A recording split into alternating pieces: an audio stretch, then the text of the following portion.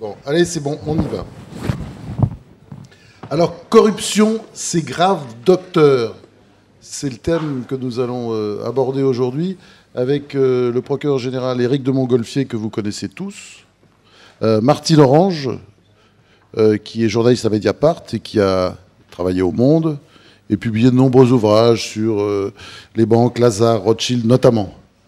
Madame Catherine Pierce, qui est vice-présidente de Transparence Internationale, France, qui donc étudie la corruption de près en France.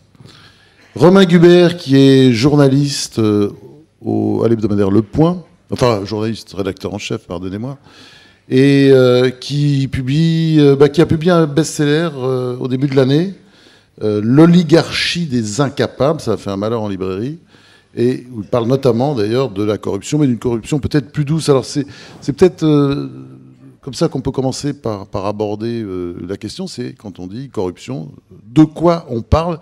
Et j'ai envie de poser cette question-là d'abord à Romain Gubert, pas parce qu'il est au point, mais parce qu'il a une vision forcément à travers son livre, une vision peut-être un peu différente des autres, hein, puisqu'il parle lui plutôt de corruption douce, de conflit d'intérêts, puisque le livre, qui a eu beaucoup de succès, était plein de ce type de corruption. Bah, la corruption, en fait, c'est le mécanisme de la définition elle-même, on la connaît tous. Hein, c'est l'acte de pervertir une décision par un gain monétaire. Mais il y a plein de formes de corruption. Et chaque histoire de corruption est évidemment très singulière, puisqu'il s'agit d'un acte entre une personne qui va corrompre et une personne qui accepte d'être corrompue. Mais je voulais commencer par 2-3 affaires pour qu'on se mette bien dans la tête ce que ça peut être. Dans notre pays, par exemple, c'est la fameuse... On les oublie très vite, mais cette histoire des enveloppes de l'UIMM, qu'est-ce que c'était? On nous a dit que c'était pour fluidifier le lien social. Il s'agissait d'argent liquide. La procédure est encore en cours, on n'a pas tous les éléments, mais qui permettait que la démocratie sociale, alors c'est très important, c'est les syndicats et le patronat qui gèrent l'assurance maladie, nos retraites, etc. Ces enveloppes d'argent liquide, puisque là, dans ce cas-là, il s'agit vraiment d'argent liquide, dont on ne connaîtra sans doute jamais la destination, et ça peut-être que les magistrats nous expliqueront, c'est que souvent il y a une omerta qui fait que ni l'un ni l'autre, ni le corrompu, ni le corrupteur ne racontent leurs petits secrets. Donc vous avez des affaires comme celle-là, on en connaît, on en voit tous les jours, qui sont des corruptions de matchs de handball, par exemple, à Montpellier, ça on voit, c'est tous les jours dans l'actualité, il y a des petites affaires comme ça, près d'ici, il s'est passé des choses rocambolesques à Cassis. Voilà. La fluidité du lien social, ça passe aussi par des enveloppes politiques.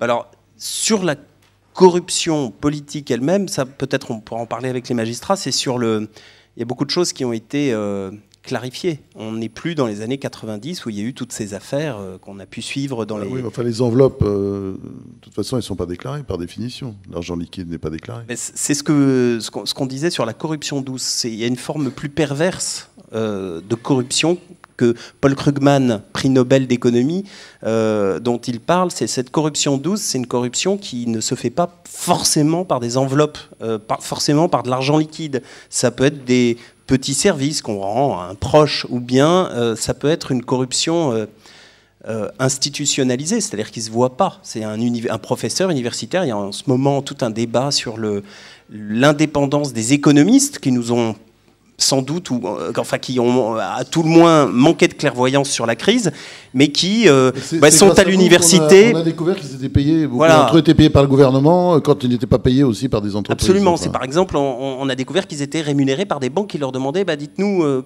qu'est-ce que vous pensez de notre système, ou qui leur demandaient de siéger à leur conseil d'administration. Et donc on endormissait leur expertise, leur clairvoyance, leur neutralité. Il y a des choses absolument accablantes sur certains économistes français qui ont préféré pas travailler sur certains sujets. On l'a vu dans l'affaire, je ne veux pas être trop long, mais on l'a vu aussi dans l'affaire du Mediator. Qu'est-ce que c'est que cette affaire? C'est un laboratoire pharmaceutique qui produit ce fameux médicament. Et puis, on s'aperçoit que toute la chaîne de décision, parce que dans la corruption, c'est souvent ça aussi qui se passe. Il ne s'agit pas forcément d'enveloppe d'argent, mais toute la chaîne de corruption était intéressée à ce que le produit, on ne l'interdise pas. Pourquoi? Parce qu'on s'aperçoit que un ministre de la Santé dont on peut parler, mais enfin, je ne vais pas l'accuser nommément, mais qui était très, très lié au laboratoire Servier. Sa compagne travaillait pour le laboratoire Servier. Et puis les autorités administratives, on s'aperçoit que eh bien, elles n'étaient pas non plus totalement indépendantes et n'ont pas pu dire mais pourquoi vous avez interdit le Mediator au Canada, pourquoi le Mediator est interdit dans d'autres pays et pourquoi en France, eh bien, voilà, il a suffi de cette femme, Irène Frachon, qui a milité pendant une quinzaine d'années pour dire attention, attention, pour que le couvercle soit soulevé et qu'on s'aperçoive que des parlementaires étaient très proches des laboratoires Servier. Et donc c'est une forme de corruption où il y avait probablement, ou peut-être pas, j'en sais rien, d'enveloppes qui circulaient, mais il y avait une chaîne de gens qui étaient intéressés à ce que finalement le laboratoire Servier continue à faire ses belles affaires sur ce médicament. Romain Gubert vient de nous parler donc, de la corruption douce, avec un petit côté comique, hein, d'ailleurs, c'est une sorte de corruption cachée. Et Éric de Montgolfier, lui, c'est un spécialiste de la corruption dure. N'est-ce pas? C'est ça un peu. Ça existe encore, la corruption dure. Il y a de meilleurs spécialistes que moi de la corruption, il y a les praticiens. Ils sont innombrables. Parce que je vous trouve très pudique, vous avez raison, mais c'est vos discours qui est un petit peu doux, là, quand vous dites un ancien ministre que je ne veux pas nommer, mais c'est pas le même que celui qu'on a trouvé dans la commission sur la transparence de la vie publique? Non, c'était pas Roselyne Bachelot, non. Rassurez-nous, parce que quand vous prononcez pas de nom, on les soupçonne tous.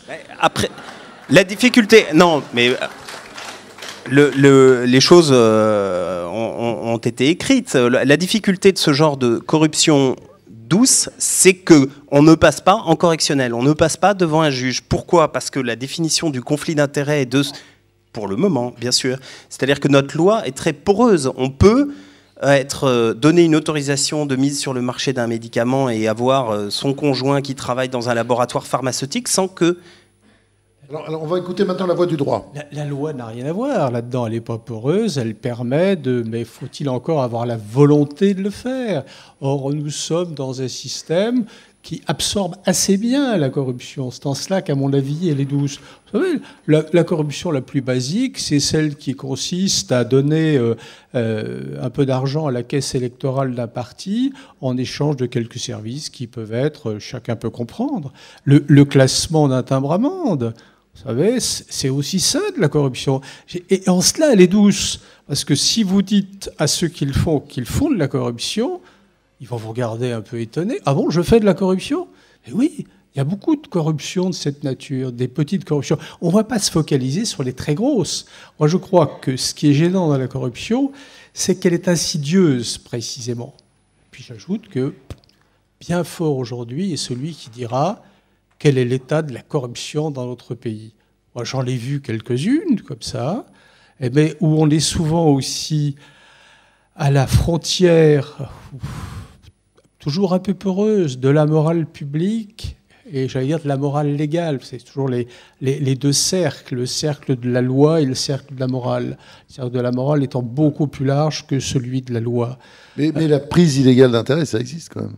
On en voit souvent. Ça existe. Bon, faut-il encore qu'elle vienne à notre connaissance? Et c'est tout un système. Bon, faut-il encore qu'en nous sachions que, en l'état du ministère public, dans une dépendance qui reste une dépendance un peu statutaire, comme on arrive à en échapper, j'en conviens bien, mais quand même, on serait indépendant. Certains n'arriveront jamais à en échapper pour des raisons multiples.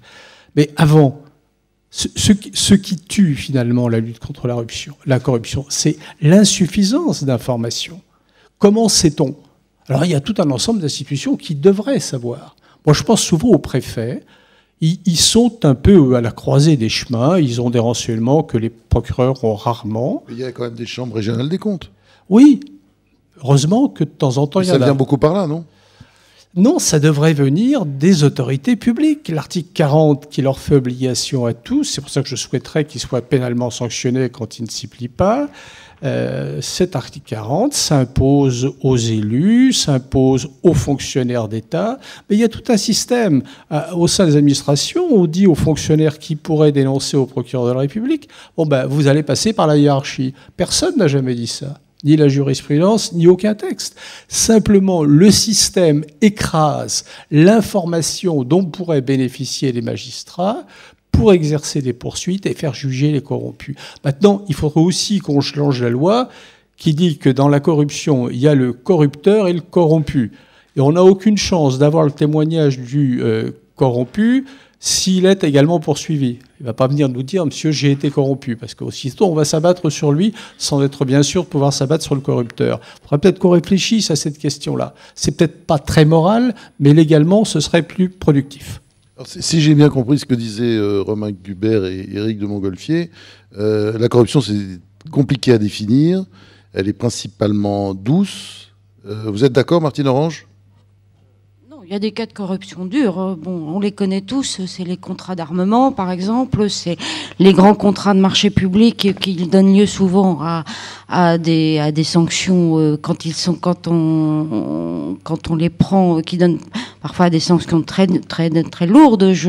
On peut parler de Siemens qui a été condamné à de nombreuses amendes, mais aussi Alstom. On peut parler aussi des banques. Je veux dire, HSBC est en train de négocier une amende record avec les autorités américaines pour faits de corruption et de trafic.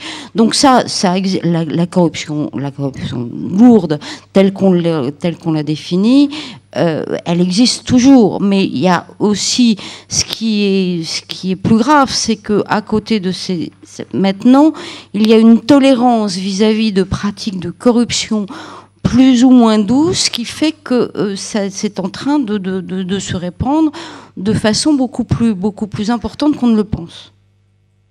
Alors, on en revient maintenant à Catherine Pierce, qui est vice-présidente, comme je disais tout à l'heure, de Transparency International. Si vous voulez faire un commentaire sur ce qui a été dit, j'en suis d'accord.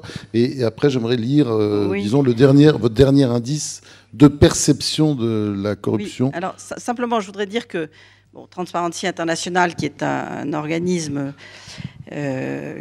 qui a pour objet unique, finalement, d'essayer de combattre la corruption dans le monde et qui est un organisme qui a été créé en Allemagne et qui se trouve actuellement dans environ 110 pays dans le monde, a apporté une définition de la corruption qui est la nôtre, et qui est l'abus.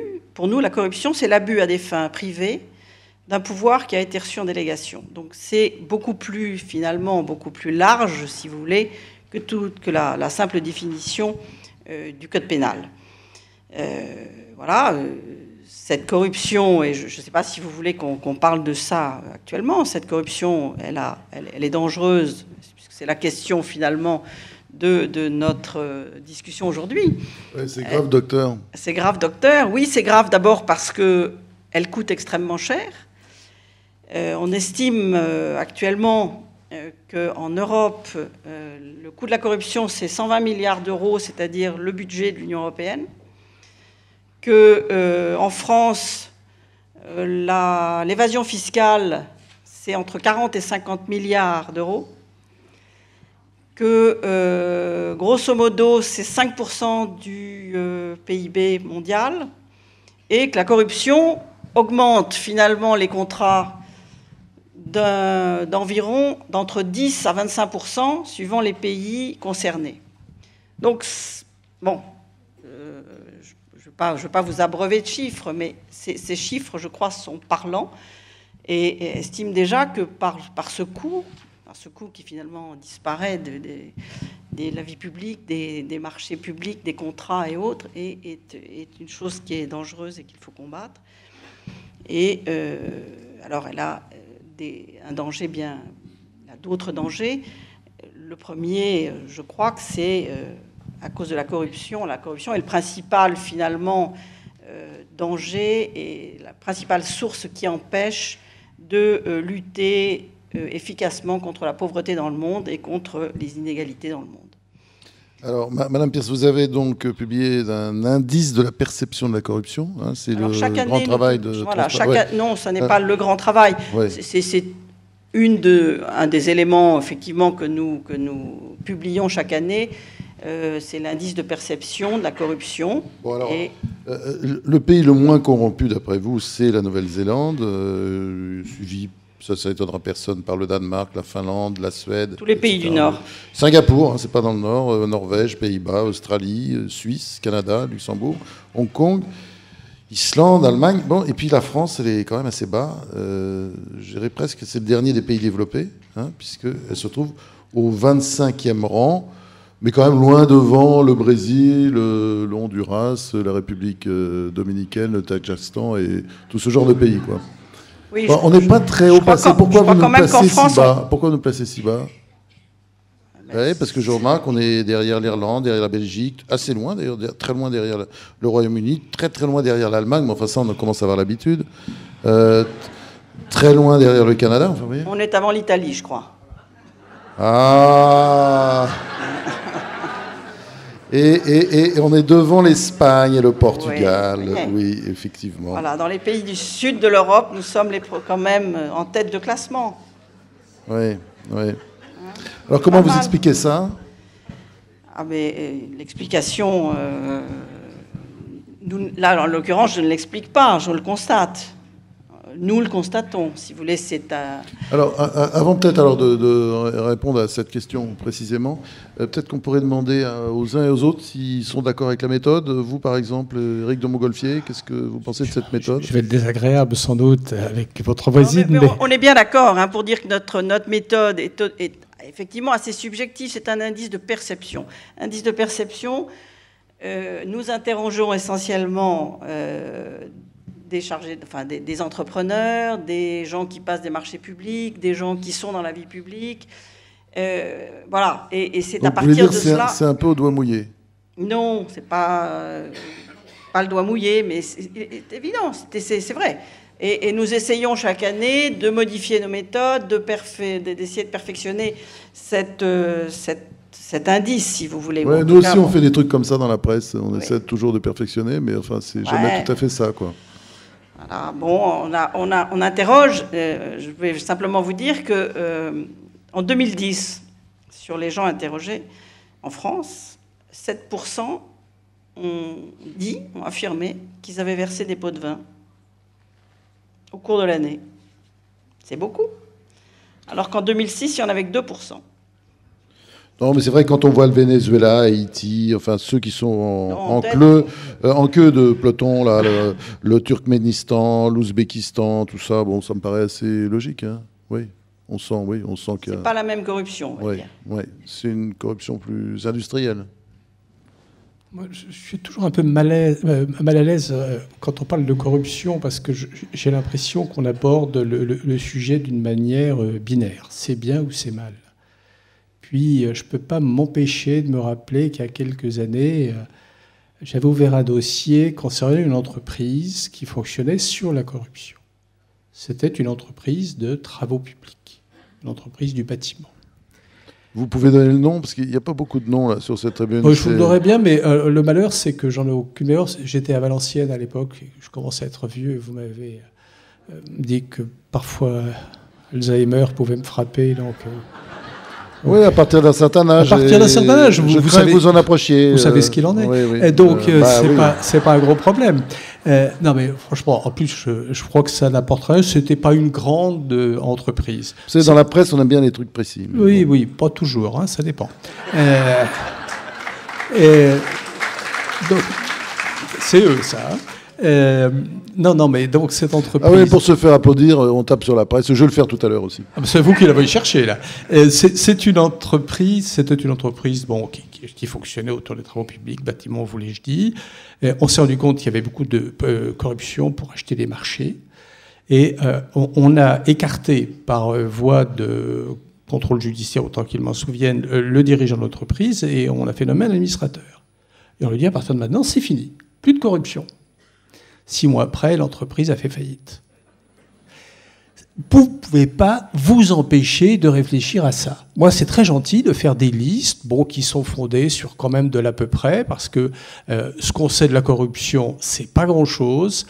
Nous sommes dans le domaine du chiffre noir, comme dans tout domaine de la délinquance, et que la réalité, on ne la connaît pas. On sait qu'il y a de la corruption. Par exemple, le chiffre de 40 ou 50 milliards que citait Madame, vous pensez que c'est possible ou... Oh, tout est possible. Mais je ne sais pas si c'est vrai. Et ce qui m'intéresse comme magistrat, c'est pas le possible, c'est le vrai. Parce qu'on nous lance toujours des trucs. Bon, moi, j'ai souvenir d'un maire là qui, pour arriver à un cocktail à l'Élysée, avait pris un avion pour 125 000 €, quelque chose comme ça. Vous pouvez donner son nom? Oui, je crois que c'était Christian Estrosi. Et il était ministre. Hein. Il était ministre. Des dom-toms, voilà, hein, c'est un peu un cas différent quand même. On a déposé une plainte entre mes mains. Je dis, mais attendez, comment voulez-vous que je qualifie ça? C'est de la corruption.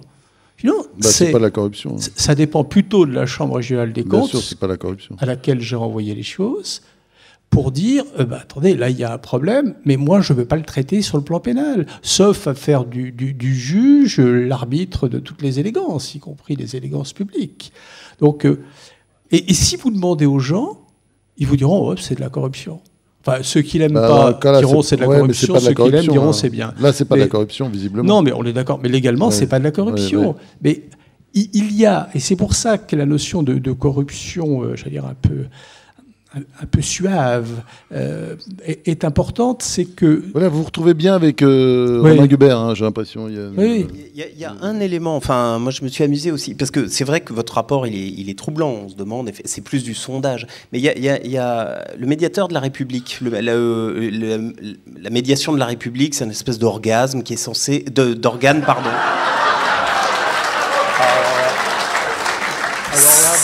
Oui, mais un lapsus, quand vous connaîtrez sa vie privée, je suis prêt à vous en parler après, vous aurez compris que ce lapsus est très freudien.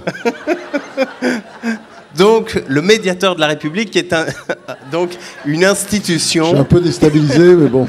qui est une institution chargée de démêler les rapports conflictuels entre les administrés et les administrations.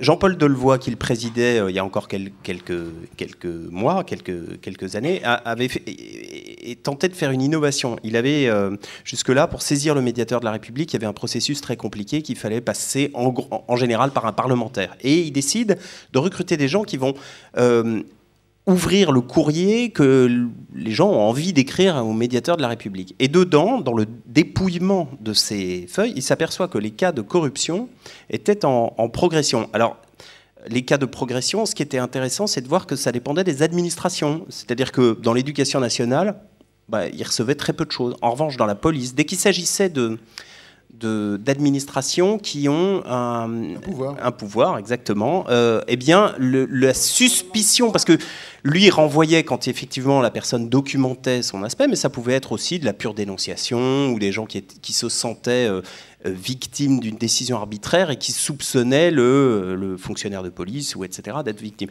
Mais ce qui était intéressant, c'est l'évolution, c'est-à-dire que ça correspond aussi, et ça c'est sur la perception aussi, c'est-à-dire que beaucoup de gens, c'était son analyse, ont de moins en moins confiance dans les administrations, dans les autorités administratives. Et que ça génère aussi cette suspicion. Donc il y a cette part aussi très difficile, la fraude fiscale, comment les types du fisc peuvent évaluer qu'il s'agit de 20 milliards ou de 30 milliards, etc. C'est impossible à savoir. En revanche, de savoir que quand on fait des ponctions sur des déclarations d'impôts, comme l'administration fiscale le fait, elle prend... je sais pas, dans la salle on est 300, il y a 20% des déclarations qui, sur une période de 10 ans, seront étudiées à la loupe, même si vous n'êtes pas un patrimoine avec un patrimoine important ou des revenus importants.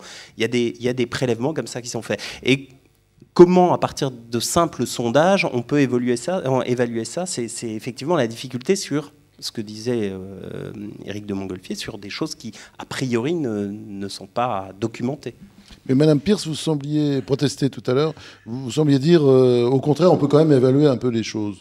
Oui, moi, parce que là, c'est vrai que je ne comprends plus grand-chose, parce que la corruption, c'était à un moment de ce débat, 40, 50 milliards. Non, là, ça descend à 20, 30, vous voyez ce que je veux dire? Je sais pas. C'est lui qui dit 20, moi, je ne sais pas. Hein. Nous, la fraude fiscale, c'est... Là, je vous parle de l'évasion fiscale, telle que... ressort effectivement des chiffres qui sont évalués par l'administration fiscale elle-même. Ceci étant, si vous voulez, moi je vous rejoins et je dis simplement que la corruption, effectivement, c'est beaucoup plus vaste que le simple code pénal et que le danger, c'est qu'effectivement, je crois que les Français ont l'impression de plus en plus que, notamment, les partis politiques, le Parlement, la police, éventuellement la presse et la justice sont dans un certain état de corruption et qu'ils n'ont plus aucune confiance dans les institutions de leur pays. Et je crois que c'est là le plus grand danger et que c'est cela qu'il faut combattre, si vous voulez. Et pour revenir à... Enfin, je rebondis un petit peu sur l'exemple que donnait monsieur le procureur général, dans lequel, effectivement, on a demandé à une entreprise d'arrêter la corruption et elle a déposé le bilan. Moi, j'ai eu à juger, puisque j'ai été magistrat, que j'ai présidé pendant 10 ans une chambre pénale financière. J'ai quand même vu des entrepreneurs se retrouver devant le tribunal correctionnel parce qu'ils avaient cédé au chantage de certains partis politiques qui leur disaient, justement, c'était des entreprises des travaux publics, à un moment où on était dans une grande crise immobilière. Et le chantage consistait à dire, vous souhaitez ce marché, nous tenons cette municipalité, donc voilà, vous nous employez 3, 4 personnes fictivement, ou 10% du marché vient au parti. Et ces gens-là... De gauche, de droite. Les deux. Est-ce qu'on peut avoir... Les deux. Parce qu'il n'y a jamais de nom. Non, j'ai eu le parti... Jamais de nom dans ce débat. J'ai eu affaire au Parti socialiste avec l'affaire Urbain-Graco, et j'ai eu aussi à juger les emplois fictifs du RPR. Bon. Donc, si vous voulez, ces entrepreneurs, ils auraient bien aimé se passer de la corruption. Et la corruption, ça leur enlevait, ben oui, à peu près 10-20% des marges qu'ils pouvaient faire sur leur marché. Ça leur garantissait simplement le marché. Bon. Et bien, s'il n'y avait pas eu celui qui demandait, il se serait beaucoup mieux porté. Donc, voilà, je dirais alors là, tiens, comme c'était un bon spécialiste de ce genre d'exercice, qui est-ce qui corrompt le plus? Est-ce que c'est le politicien qui demande de l'argent, ou est-ce que c'est le chef d'entreprise qui, pour avoir le marché, disons, fait ses propositions aux politiciens, à l'élu local? Je n'avais pas pensé qu'ils en étaient réduits à ce stade de compétition, mais j'ai pas de statistiques après avoir dit ce que je pensais de celles des autres. Je vais pas me lancer dans l'aventure. Bon, j'ai vu un peu de tout, hein, puis savoir si le corrompu est préférable au corrupteur. C'est vrai qu'il y a aussi des gens qui corrompent sur sollicitation. Vous pouvez pas, voilà, c'est toujours cette espèce de système un peu binaire où on dit il y a les vilains, il y a les bons. Le bon, c'est en clair, c'est celui qui est corrompu et il ne le serait pas s'il n'y avait pas un corrupteur. Parfois, il y a des démarches de gens qui demandent à se faire corrompre. Ils veulent être corrompus. Alors, évidemment, s'ils offrent quelque chose d'intéressant, c'est pas très difficile de convaincre quelqu'un de vous corrompre. Bon, j'ai passé un jour une soirée privée avec un chef d'entreprise qui me racontait sa garde à vue. Bon, c'était poignant, hein, j'en conviens bien. Après, il a commencé à me raconter pourquoi il était en garde à vue. Bon, et puis, comme ça, on avance un petit peu dans la conversation, mais j'ai bien compris qu'il était corrupteur. Mais sans que personne l'ait vraiment sollicité. Parce que lui, il voulait. Il pensait qu'il fallait. Voilà, il y a aussi ça dans la corruption. Il y a l'idée qu'on se fait de l'autre. Alors, il y a des petits exemples qui peuvent être pathétiques, comme celui que citait Madame Pierre, c'est-à-dire le chef d'entreprise un peu acculé dans une période de crise immobilière, vous disiez, qui commence un peu à agiter ses billets pour nourrir son entreprise, quoi. Hein, ça existe. Oui, non, mais c'est ça. La corruption, ça a plusieurs formes en réalité. Ça serait trop beau que ce soit simple. Et alors pour nous, c'est un peu compliqué. Et parfois, il y a aussi des aspects moraux, même, allez-je dire, ou des aspects économiques. Vous savez, les dossiers d'entente, quand je suis arrivé au ministère en 77, on n'arrivait pas à les faire sortir. Et il a fallu beaucoup de temps. Et c'est pas avec la gauche qu'on est arrivé à les faire sortir. Non, je crois qu'ils ne sont jamais sortis, d'ailleurs, en fait. Qu'est-ce que je raconte? On n'a jamais pu.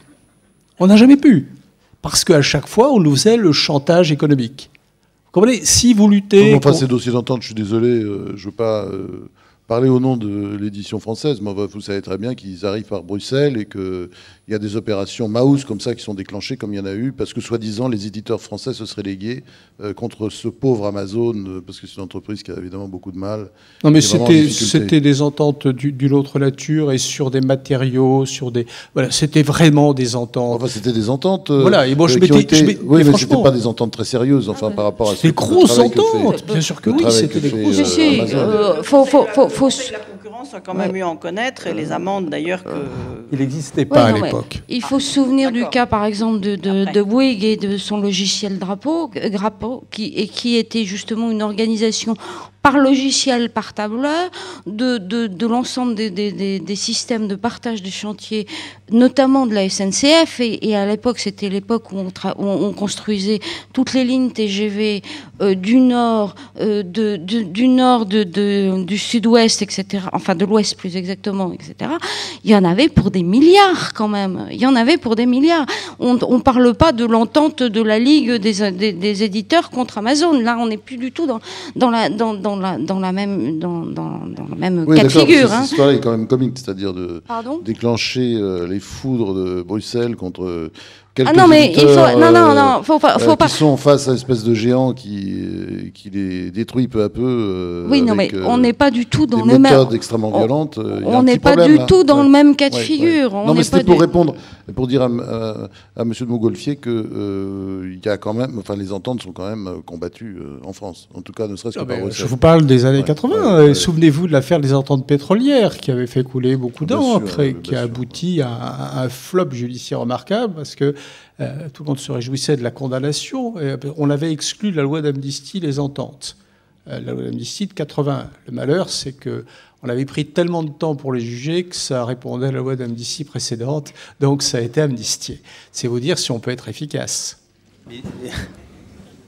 Romain ? Dans les ententes, il y a ce que vous disiez tout à l'heure, c'est-à-dire que maintenant, celui qui a participé à une entente mais qui veut aller raconter le mécanisme peut avoir des aménagements de peine, voire être exonéré de toute poursuite.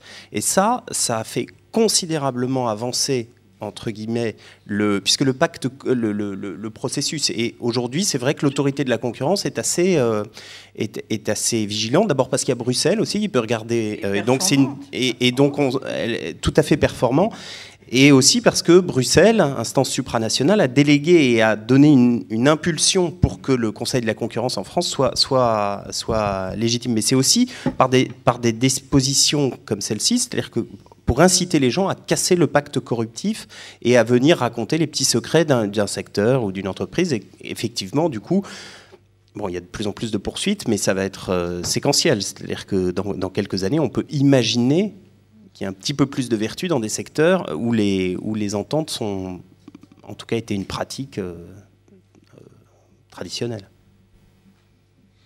Alors, à ce stade du débat, je vous propose de passer à un deuxième rapport, après le vôtre, Madame Pierce. Le deuxième rapport, c'est celui de l'OCDE, qui est tombé il y a quelques semaines, un mois, qui est extrêmement dur pour la France.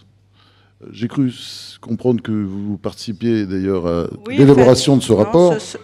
Oui, je me rapproche du micro, excusez-moi. Et donc, pardon ? Un point ou deux de son en plus, peut-être ça peut casser certaines oreilles aussi, hein, parce que ça fait fort là si je rapproche. Hein.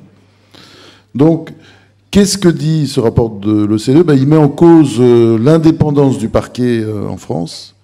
Il critique aussi le manque de moyens des enquêteurs. Enfin, il dit voilà, que là, on ne lutte pas assez contre la corruption en France. Alors, oui, effectivement, c'est là encore, je suis désolée, mais c'est Transparence qui a publié ce rapport. Je rappelle simplement... Qui est signé par l'OCDE. Non, c'est sur la convention OCDE, que je rappelle, nous avons ratifié maintenant il y a plus d'une dizaine d'années, et qui a trait à la corruption internationale. Et alors, sur le plan législatif, c'est parfait, on a passé tous les textes, on les a, on peut condamner, il n'y a aucune difficulté. Mais il se trouve qu'en 10 ans, on a 3 condamnations. Alors, M. de Montgolfier dit effectivement que les chiffres ne veulent pas dire grand-chose. Enfin, on a 3 condamnations et on vient enfin, pour la première fois, de condamner une personne morale, si je peux le dire puisque c'est un jugement public, c'est la société Safran, qui a été condamnée à la royale somme de 500 000 €. Bon, quand on sait ce qu'a dû lui rapporter la corruption, après tout, elle a tout intérêt à continuer. Et ce d'autant plus qu'il n'y a pas un seul dirigeant qui ait été poursuivi personnellement. Et bon, donc ils s'en tirent tous très bien. Et simplement, dans le même temps, si vous voulez, dans le même temps de ratification de cette convention, on a les États-Unis qui ont prononcé une centaine de condamnations, l'Allemagne, même l'Italie, qui en ont prononcé 80 ou 60 chacun. Et je dirais qu'en France, on est quand même, au niveau de l'international, un pays à haut risque, puisqu'on a quand même une industrie, l'industrie aéronautique, l'industrie de l'armement, tout ce qui concerne l'énergie, le pétrole, etc., tous ces domaines qui sont largement corrupteurs. Donc, je ne crois pas que la France soit plus vertueuse que les autres et que, qu'il soit normal que nous ayons aussi peu de condamnations. Donc, effectivement, on peut se poser la question, et je crois que c'est aussi, ça peut être un des termes des débats aujourd'hui, de savoir pourquoi est-ce que nous avons si peu de condamnations. Martine Orange. Moi, je voudrais aussi réagir, parce que c'est vrai qu'il y a peut-être des dossiers qui sont pris en amont et dont on évite le cas de corruption, comme l'évoquait M. Montgolfier. Mais c'est vrai que ces statistiques sont absolument alarmantes, parce qu'elles nous disent plus que la non-volonté politique de poursuivre les cas de corruption. Et ça se traduit par beaucoup de choses. D'abord, sur le pôle financier. Ce pôle financier, on l'a découvert dans les années 90, au moment des grandes affaires, justement, politico-judiciaires, comme Graco, comme Urba Graco, etc. Et or, ce pôle financier a été vidé, mais je dis bien vidé de tous ses moyens humains et financiers au cours des 10 dernières années. Ils ne sont plus qu'une petite dizaine maintenant à traquer la corruption en France. Deuxième exemple, les cours régionales des comptes. Cours régionales des comptes, c'est des choses très importantes qui peuvent être très, très efficaces parce qu'elles sont très, très en prise avec le terrain, elles ont des moyens d'investigation, etc. On a décidé une réforme des cours régionales des comptes, et au lieu d'en avoir une par département, une grande par région, on a diminué le nombre à 6. C'est-à-dire 6 grandes régions avec les mêmes moyens, où on les éloigne de plus en plus du terrain, on diminue les hommes, on diminue les moyens financiers. Donc là encore, on perd au moins un système de surveillance et d'alerte. Troisième chose, c'était aussi la volonté du pouvoir politique précédent de faire passer une loi sur la dépénalisation des affaires, de supprimer tout ce qui était lié à l'abus de biens social, et tout ça va dans le même sens, c'est-à-dire qu'après la grande peur, si je puis dire, des années 90, tout a été fait pour vider absolument l'arsenal judiciaire et juridique et administratif de tous les moyens pour lutter vraiment efficacement contre la corruption. Vous êtes d'accord, Éric de Montgolfier, c'est-à-dire la justice ne fait pas son travail en France, monsieur le procureur général?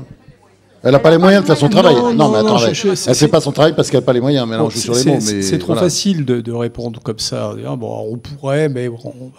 C'est une question de journaliste, que voulez-vous? Oui, non, mais c'est aussi une question de la salle. Moi, j'ai entendu les moyens de ce côté-là, mais c'est pas suffisant. Je crois qu'il faut qu'on révise l'ensemble de nos systèmes.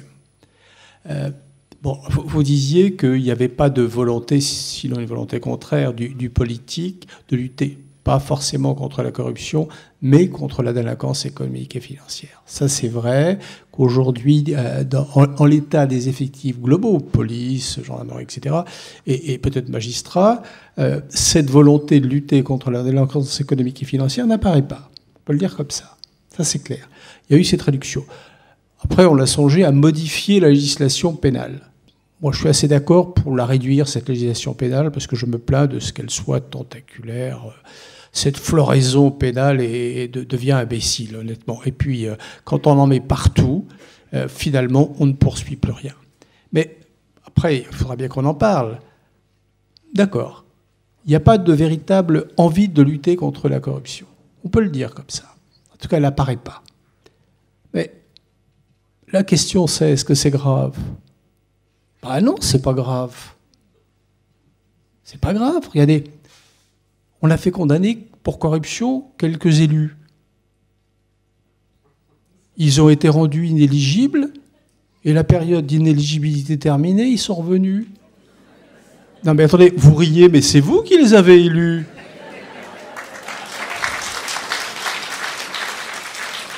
Moi, je veux bien que les magistrats soient responsables. Ils le sont pour une part, mais pas tout seuls. Oui, mais vous plaidez pour une inéligibilité permanente ? Non, moi, vous croyez à la rédemption ? Non, je n'ai pas dit ça. Au contraire, vous êtes pour la peine de mort ? Je suis contre l'inéligibilité. Parce que si vous confiez au juge le soin de rendre inéligible, c'est-à-dire de l'empêcher de se présenter à une élection, vous transférez au juge les pouvoirs du suffrage universel. Donc, j'y suis particulièrement hostile. Ce que je veux, c'est pouvoir dire, juger et poursuivre, juger et condamner, en disant ben, vous perdez votre mandat. Et après, vous revenez devant l'électeur. Le lendemain, si vous voulez, ça m'est égal, c'est pas mon problème. Je ne suis que juge, et rien d'autre. Je ne suis pas le père la morale de la nation. Mais si, derrière, le peuple français décide d'élire à nouveau, et les exemples ne manquent pas quand même, tous ces gens-là. Il y a quelque temps, dans un débat, comme ça, quelqu'un me dit, mais monsieur le procureur, expliquez-nous pourquoi les gens que vous faites condamner, ils sont à nouveau réélus. C'est précisément la question que j'allais vous poser. Qui, vous avez des noms ? Pardon ? Qui, vous avez des noms ? Qui quoi ? Oui, bon, écoutez, c'est pas difficile. Balkany, à Levallois-Perret, il a été condamné, il est revenu. Mais vous savez ce qui s'est passé ? Moi, j'ai encore ce souvenir, ma mémoire est restée imprégnée de la voix de cette petite dame qui devait être bien propre. Je l'imagine bien avec son petit panier de courses. Un journaliste l'interroge, c'était au moment de la réélection possible et réalisée de M. Balkany. On l'interroge, c'était à la radio, j'entendais ça. Alors, madame, pour qui allez-vous voter ? Pour M. Balkany, bien sûr. Enfin, vous savez qu'il a été condamné pour corruption. Bah oui, alors, si vous pouviez prendre 250 000 francs, vous le feriez pas, vous ? C'est du vécu, hein, c'est pas dans mes fonctions, c'est comme auditeur. Mais à partir du moment où, dans ce peuple, qui est le plus intelligent de la Terre, nous le savons tous, et le plus près des droits de l'homme. Oui, c'est un peu plus difficile à il les a même inventés, bien sûr. Oui, on les a inventés et après on les a oubliés. Mais voilà, la difficulté, elle est là. C'est si la nation elle-même est perméable à la notion de la corruption, que voulez-vous que nous fassions ? Faire condamner ? Mais c'est un coup d'épée dans l'eau. Moi, je préfère éviter la corruption. Vous pensez qu'il faut changer de peuple, donc c'est comme il y a des très belles villes dans le monde, et là, elles sont habitées. Oui, mais il y a des comportements latins par rapport à la corruption, et il y a des comportements qui ne sont pas latins, puisque si je me réfère au classement de Transparency International, c'est absolument incroyable. L'Europe du Sud est en haut, 20 sur 20. Est-ce que ce n'est pas catholique et protestant ? Oui, d'ailleurs, la vraie différence. Peut-être, ouais. Voilà, je crois que plus on s'approche du protestantisme et plus on s'écarte de la corruption. C'est-à-dire qu'on aime l'argent, mais l'argent est étalé, donc voilà. Enfin, on ne cache pas. Ouais. Rien ne se passe sur la table. L'argent nous a longtemps dit que c'était pas beau, l'argent, que c'était sale, etc. Résultat, tout le monde veut se goinfrer. Donc il y a bien un problème quelque part. Maintenant, moi j'ai l'impression que la corruption, c'est quelque chose qui monte. Ça part des pays du Sud, qui sont d'une culture plus perméable à la corruption. Naturellement, j'ai passé quelques mois dans le sud algérien, j'ai bougé un petit peu en Afrique, et je vois bien qu'on n'a pas tout à fait les mêmes rapports. Et puis ça monte. Quand je dis, et ça peut agacer une fois, mais j'en suis plus à une près avec eux, quand je dis que Nice n'est pas au sud de la France, mais au nord de la Méditerranée, c'est bien clair pour moi. C'est un endroit où on est à la césure. Et puis, c'est une belle ville. Qui vous a dit le contraire ? Bien géré. Bon, ça, oui, sûrement. Comme Cannes. Sûrement. Oui. Oui. Il y a de bon côté, sans doute. Oui. Ouais. Bon, mais c'est pas le problème. Le problème n'est pas de qui fait quoi, le problème est de savoir pourquoi la corruption gagne. Et moi, j'ai l'impression qu'elle remonte doucement. Voilà. Par contagion, par corruption. Parce que la corruption, c'est d'abord ça. C'est un état d'une société qui progressivement gagne toute la société. Et jusqu'à la nation elle-même, qui finalement n'y voit pas malice. Si vous pouviez prendre 250 000 francs, est-ce que vous ne les prendriez pas ?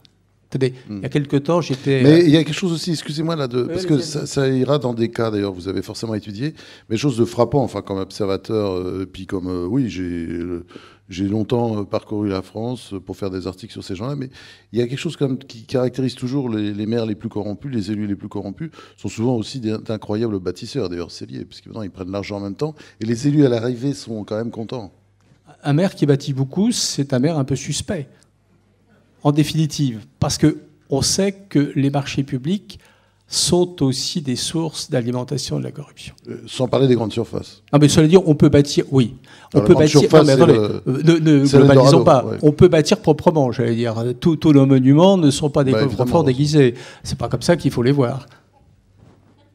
Romain. Dans ce que vous disiez, il y a quelque chose de très intéressant qui correspond aussi à l'appauvrissement des pouvoirs et des moyens de l'État et de l'État en général. C'est-à-dire que ce phénomène progresse parce que l'État s'affaiblit. Il s'affaiblit dans l'esprit des gens, on fait moins confiance à l'État, alors même que la dépense publique est très importante. Et le rôle de l'État dans les missions...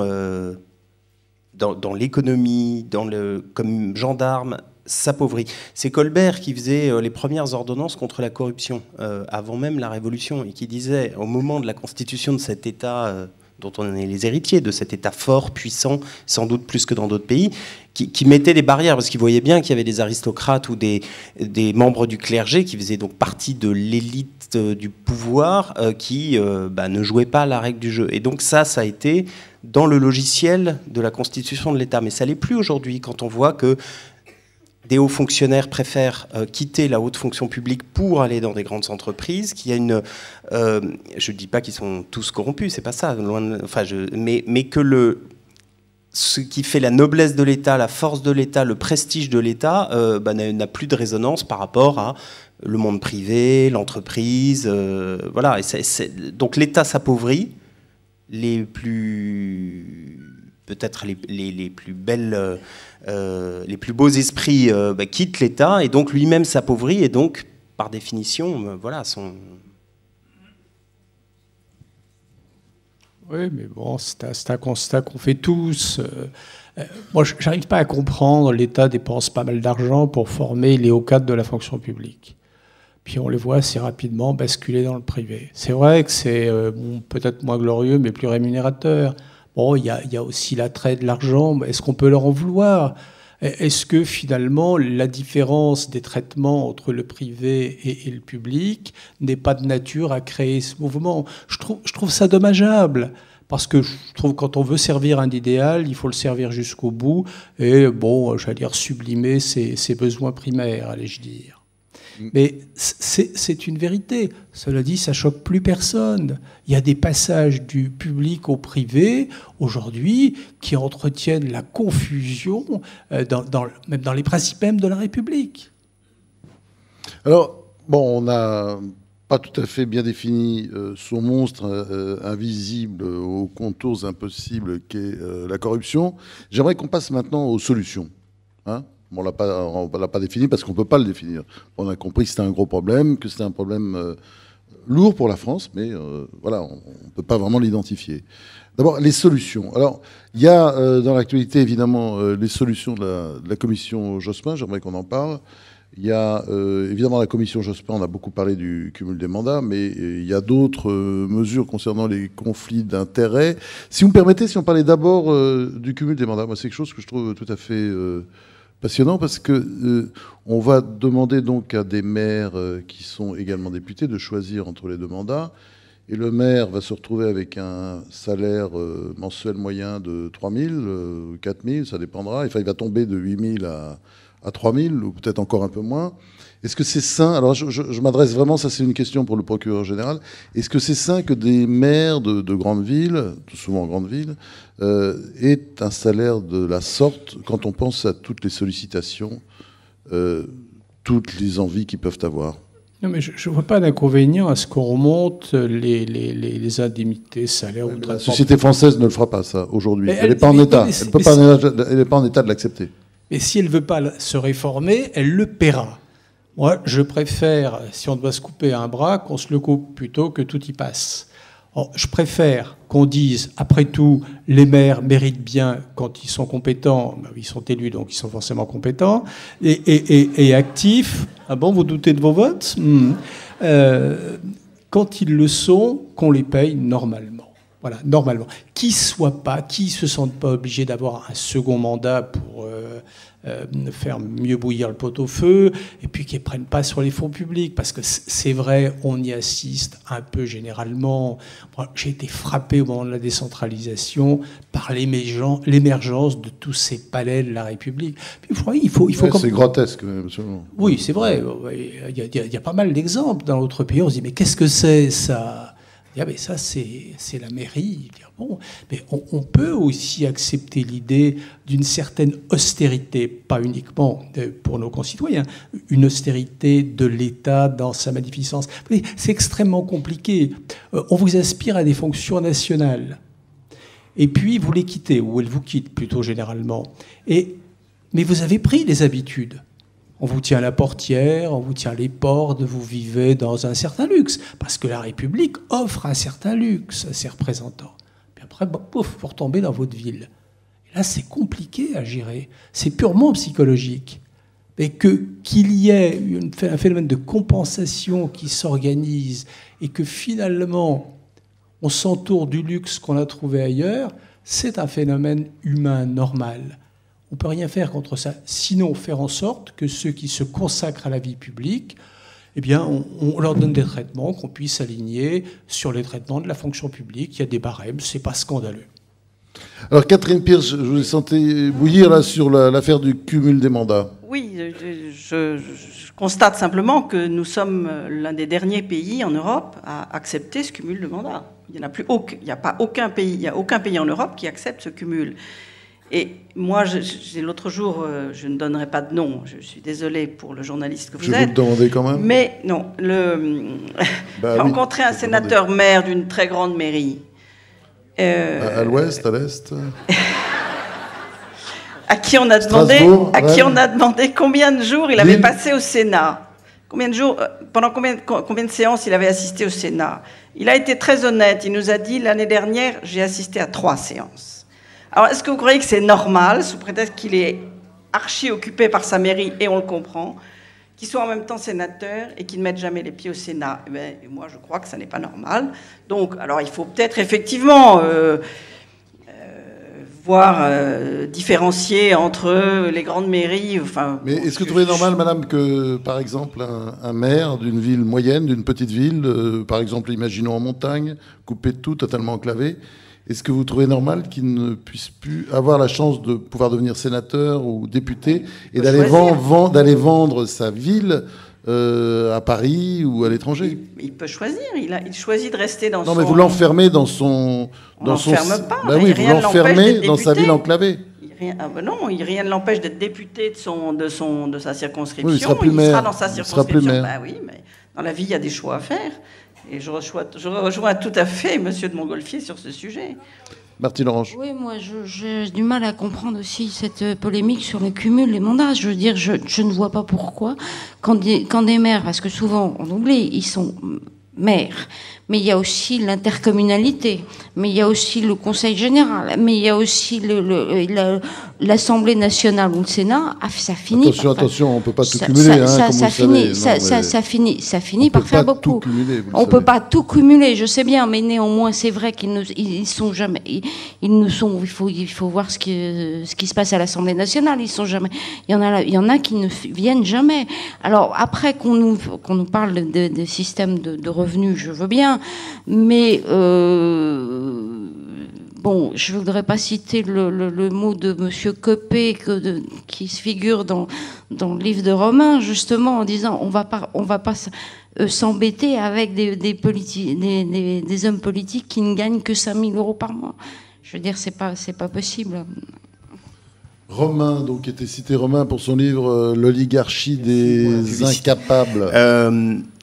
Qui a d'ailleurs été écouté par la commission Jospin, parce qu'on va en parler, on va venir au conflit d'intérêts après. Sur le cumul des mandats, on choisit de faire de la politique. C'est un engagement. Donc, la rémunération qu'on peut en tirer, c'est effectivement, tout travail pour une collectivité mérite un salaire. Mais c'est un choix de faire de la politique. Donc, on doit exercer son mandat de façon convenable et on ne le fait pas pour l'argent. Et après, effectivement, il y a quelques politiques qui estiment que c'est un travail qui demande un temps complet, etc., et qui sont pour ce cumul. Mais quand vous écoutez des petits élus, petits au sens qui gèrent une petite commune ou qui ont une responsabilité qu'ils assurent, ils ne sont pas forcément en demande. S'ils sont très ambitieux, s'ils ont envie de la lumière, évidemment, ils veulent rentrer au Sénat ou à l'Assemblée nationale. Mais sinon, ils exercent... Enfin, moi, je connais certains élus qui administrent une petite commune. Ils font ça en plus d'une activité professionnelle et ils en sont très contents. Ils se mettent au service de leur collectivité, ce qui est ce pourquoi ils font de la politique et la noblesse de la politique. Donc c'est ça aussi, c'est que là on parle de politiques qui sont des politiques professionnelles. Est-ce que c'est sain aussi d'avoir des politiques qui ne vivent que pour la politique et par la politique? On voit ces jours-ci, je donne pas de nom, mais enfin tout le monde aura reconnu de qui je veux parler, ce à quoi ça peut conduire. C'est pas ça la politique. Alors, notre grand sage, là, il tord un peu le nez. Là. Moi, je le trouve un peu angélique sur ce terrain.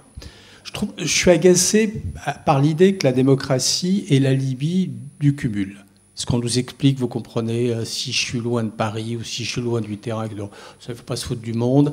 Et je trouve que la démocratie a bon dos bien souvent. Et je vous ai dit tout à l'heure ce que je pensais de la réserve parlementaire. Oui, mais vous êtes maire de Barcelonnette, dans une ville, par exemple, comme totalement enclavée, loin de tout. C'est pas plus mal d'être député pour aller vendre sa ville à Paris de temps en temps, pour débloquer des dossiers, non? Ça mérite qu'on s'y arrête. Mais sur le sujet que vous abordez, du professionnalisme et de la politique, moi, je suis plutôt hostile, mais si je devais faire de la politique, ce qu'à Dieu ne plaise, j'aurais au moins ce qu'il faut pour vivre.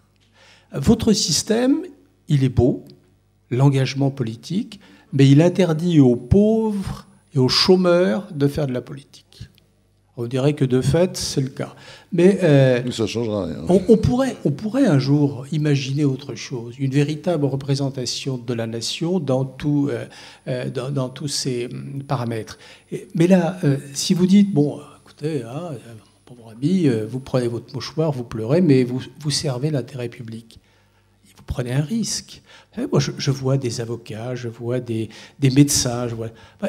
C'est vrai qu'ils vont prendre un peu sur leurs revenus, qui sont déjà un peu conséquents en général, et ils peuvent faire de la politique. Bon, il faut regarder ce qu'est l'Assemblée aussi pour ça. C'est vrai, il y a des gens qui ne font plus que de la politique. Et c'est dangereux de ne faire plus que de la politique, parce qu'on s'éloigne ou des... Ou de n'avoir jamais fait que de la politique, ce qui est le cas beaucoup actuellement quand on regarde à l'Assemblée. Oui, il y en a qui sont passés de leur trottinette à la politique. Oui, c'est vrai. Bon... Ça, c'est clair. Mais c'est pas terrible, quoi. Non. Ouais. C'est pas bon pour nous, c'est pas bon pour la politique. Et c'était exactement les propos de... Pas tout à fait ça. C'était... Oui, non, mais on est d'accord là-dessus. Mais après, qu'est-ce qu'on fait? Monsieur de Montgolfier, qui s'affirme comme le grand sage de ce débat, en fait, il défendait aussi un peu la classe politique. C'est-à-dire, je pense qu'effectivement, à la longue, on va arriver à l'os et effectivement des salaires... non, mais finalement, misérables, en fait, et d'ailleurs font augmenter évidemment énormément les risques de corruption. Alors, on ne peut pas dire que les parlementaires, ce soit un état financier misérable. Je parlais des élus locaux, madame, je parlais des maires. Oui, d'accord. Effectivement, on peut tout à fait quand même envisager, moi je vous rejoins là-dessus, que des grandes villes et des maires qui soient rémunérés comme des parlementaires. Et je ne vois pas pourquoi ça ne serait pas possible. Vous verrez. Enfin, c'est facile à dire comme ça dans un débat, mais vous verrez quand ça rentrera dans la société. Et je pense que la société n'est pas prête à accepter ça. et surtout en période de crise. Enfin, ici, à Cannes, oui, mais à mon avis, dans d'autres villes de France, non, vous le verrez. Et c'est une question, oui, il y a des chômeurs aussi à Cannes, mais vous verrez que ça ne passera pas facilement. Dernier point, ça c'est important, là c'est la commission Jospin donc, qui a lu l'oligarchie des incapables et qui pense que, enfin, veut s'attaquer au conflit d'intérêts. Quels sont, on va peut-être commencer par vous, monsieur le procureur général.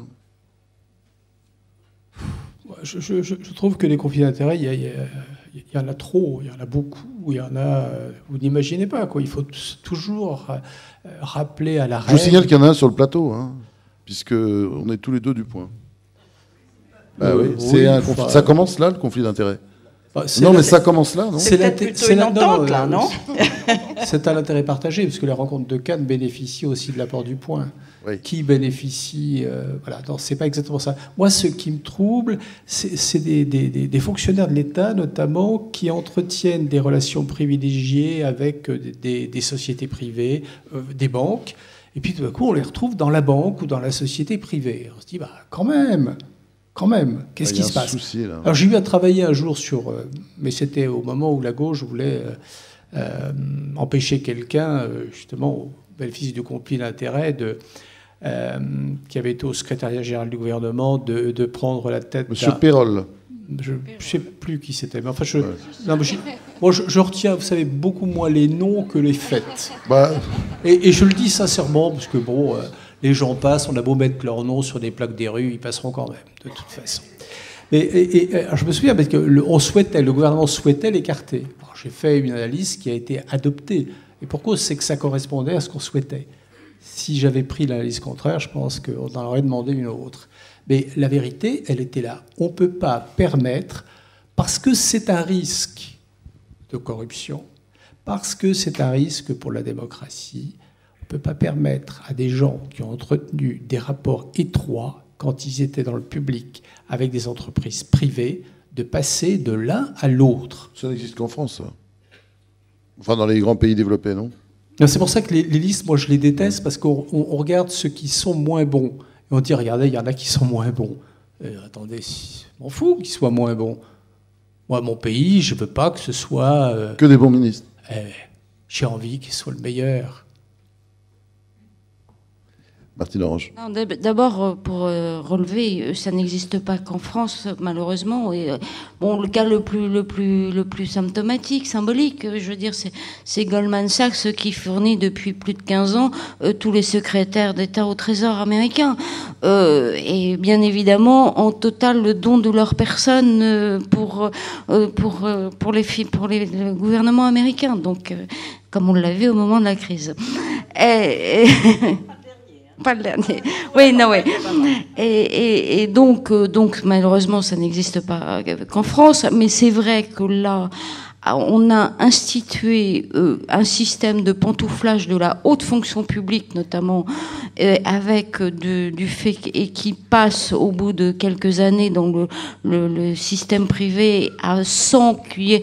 Normalement, il y a une commission de déontologie, mais vous avez bien vu la comédie qu'on a eue avec justement l'affaire Pérol, où ils s'étaient pas réunis, où ils n'ont pas osé dire, où ils n'ont pas osé faire. Et regardez même, parce que l'affaire Pérol a eu son dernier développement cette semaine, pas plus tard que cette semaine, alors que la Cour d'appel a déjà dit je vais juger cette affaire, et donc il y a un rapport extrêmement sévère sur l'attitude de M. Pérol, qui est passé du secrétariat général de l'Élysée à la BPCE, donc Banque Populaire Caisse d'Épargne, et avec une banque qui avait profité quand même d'un apport de fonds de 5 milliards de l'État, qu'il avait lui-même géré avant. C'était aussi un partie du problème.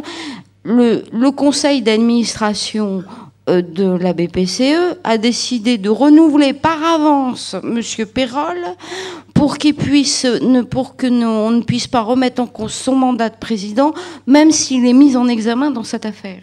Donc c'est là aussi ce que M. Montgolfier désigne, c'est l'extrême tolérance que l'on a vis-à-vis de ces faits. Je veux dire, le conseil d'administration de la BPCE aurait dû dire, eh bien non, on attend la décision de justice et il est hors de question de préempter une décision de justice pour le permettre de couper à une mise en examen.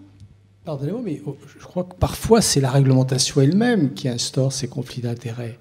Quand on permet aux parlementaires, au motif qu'ils ont participé à l'élaboration de la loi, ce qui n'est pas forcément significatif, allais-je dire, de devenir avocat, c'est un vrai problème. Être du côté de la loi... Non, pas avocat, je suis désolé. Non, avocat d'affaires. Avocat d'affaires. Oui. Vous êtes dur pour les avocats d'affaires. Mais bon, c'est une sous-spécialité. Non, ils sont avocats. Moi, non, c'est pas une sous-spécialité. Non, justement, c'est une spécialité... Attendez, qu'est-ce qu'ils vendent? Oui, c'est gratifiant, on est bien d'accord. Mais qu'est-ce qu'ils vendent, sinon, leur carnet d'adresse et leur possibilité de lobbyiste? Mais c'est un scandale quand une république comme la nôtre accepte ça. Pardon. Romain, vas-y. Le drame, c'est qu'il y a des outils qui existent, des outils institutionnels comme la commission de déontologie, par exemple. Elle existe, elle reçoit tous les fonctionnaires, soit des dossiers, soit physiquement, des fonctionnaires qui veulent passer dans le privé. Et donc, on regarde un petit peu ce qu'ils ont fait, les éventuels... Cette commission, donc elle existe, il y a des magistrats et elle est composée de façon paritaire, il y a un représentant d'un grand corps de l'État, etc., etc. Bon, ils regardent le dossier ou ils reçoivent la personne. Ils n'ont aucun... Alors ils donnent des recommandations souvent pour les plus hauts fonctionnaires en disant « Très bien, vous pouvez aller chez France Télécom ou à la BPCE ou je ne sais où. En revanche, vous vous abstenez d'intervenir sur tel et tel dossier. Vous avez été directeur de cabinet de ministre ou bien directeur de telle branche de l'administration et donc vous allez prendre des décisions qui, forcément, vous avez contribué à... Donc vous faussez le jeu. » Nous vous demandons donc de ne pas aller dans cette entreprise privée, mais écartez-vous de tel et tel aspect. Ça, c'est vu pour Stéphane Richard, par exemple, quand il est allé diriger Orange. Il avait été le directeur de cabinet de Christine Lagarde et il avait pris un certain nombre de dispositions qui faisaient qu'il avait une interdiction d'exercer son mandat. La commission de déontologie, elle existe. Derrière, elle n'a pas le droit d'aller regarder la carrière des gens. C'est-à-dire qu'elle donne un avis et elle n'a pas de suivi. Et donc, ce qu'elle fait, c'est qu'en fait, elle fonctionne à l'aveugle. Elle étudie le CV d'une personne qui veut passer dans le privé, qui forcément va dire, bien sûr, j'ai le cas d'un avocat qui était à l'AMF, donc l'autorité des marchés financiers. Le nom ? Non, peu importe. Non, mais là, pour le coup, ça n'a aucune importance parce que le type était très... C'est lui-même qui me racontait cette histoire, donc maintenant ça m'embarrasse de raconter mais de quelqu'un qui était à l'AMF, qui va passer dans un grand cabinet d'avocats et qui se trouve être une des parties prenantes dans un dossier que lui-même à l'AMF avait dû gérer. Il avait dit oui à la commission de déontologie qu'il ne regarderait pas ce dossier. Le problème, c'est que son employeur lui demande de regarder. Évidemment, il est probablement le meilleur à regarder ce dossier. Et comme il n'y a pas de suivi, lui dit qu'est-ce que j'ai fait? J'ai mis mon expertise au service de mon employeur, parce qu'il n'avait pas envie de se retrouver à la rue. Donc, les outils, ce que je veux démontrer par ces quelques cas, c'est que les outils existent. Il y a un bureau de déontologie à l'Assemblée nationale, où les lobbyistes sont obligés d'aller s'inscrire. Il y a une espèce de cahier dans lequel les lobbyistes disent j'ai invité tel député à déjeuner ou il y a 2 entreprises l'année dernière dans le cahier des lobbyistes qui ont déclaré, puisque les entreprises sont censées, enfin les lobbyistes qui représentent les entreprises sont censés inscrire ça sur le cahier, il y a 2 entreprises qui l'ont fait pour dire qu'ils avaient invité des parlementaires à des voyages. C'était la SNCF, pour montrer, enfin ça en est risible et ça montre tout le cynisme aussi, c'était la SNCF qui de façon transparente, racontait qu'elle avait invité je ne sais plus quel parlementaire à venir voir ce qui s'était passé juste de l'autre côté de la frontière. On est dans ce degré de cynisme-là, parce qu'évidemment, dans la réalité, il y a beaucoup plus de choses qui se passent. Donc les outils existent, mais c'est juste pour faire joli. Ou bien on ne donne pas le pouvoir suffisant à la commission de déontologie pour suivre ces recommandations. Donc c'est ça qui est aberrant et qu'on pourrait améliorer si on parle des solutions. Catherine Pierce. Les outils existent, mais ils n'existent pas jusqu'au bout, puisque justement ce que vous dites, c'est que toutes ces commissions, elles n'ont aucun pouvoir coercitif. Donc ça ne sert à rien, finalement. Elles donnent un avis, c'est très joli. Et après, si elles ne sont pas suivies ou si elles voient que les recommandations qu'elles ont... C'est difficile pour le pouvoir quand même de contredire ces avis. Oh, si. Si. Et puis si après, si vous voulez, si après on passe outre, de toutes les façons, il n'y a pas de sanction pour le moment. Donc, voilà, ça reste lettre morte. Le procureur général n'est pas d'accord. Non, si, je suis d'accord, mais ce qui me fascine dans notre propos, c'est tout ce qu'il implique de désabusement à l'égard de ce que nous sommes devenus. Déjà la déontologie. C'est naturel, c'est spontané, on est honnête, quoi. Est-ce qu'il y a besoin qu'il soit écrit dans le code, tu voleras pas pour ne pas voler? Celui qui vole, il sait bien. Bon, il faut le punir, donc code de déontologie. Alors ça me rappelle un banquier de ma connaissance qui me disait, tu sais, on a fait un code de déontologie. C'est une banque d'affaires. Je dis d'affaires parce que j'ai vu que vous aimiez bien. Et je lui dis, mais qu'est-ce que tu as mis dans ton code? Il m'a dit, on a mis un principe fondamental. Le banquier doit respecter le client. Alors là, vous comprenez, on est sauvé, il faut bien le dire. Catherine Pierce, vous voulez rajouter quelque chose ou... Après ça, c'est difficile. C'était peut-être pas inutile quand on voit la façon dont les banques ensuite ont réagi et ont parié contre leurs clients. Ce qui me gêne, c'est que ce soit utile.